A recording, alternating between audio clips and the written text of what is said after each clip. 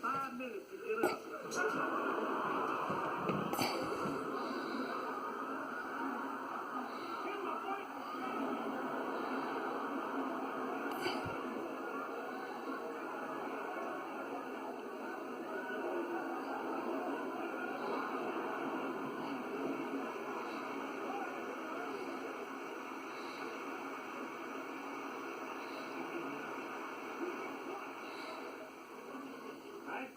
Thank you. Why? I'm going to give you 5 minutes to get out of fudge.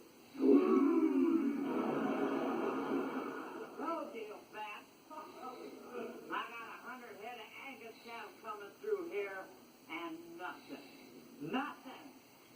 nothing's gonna stop me. Wait!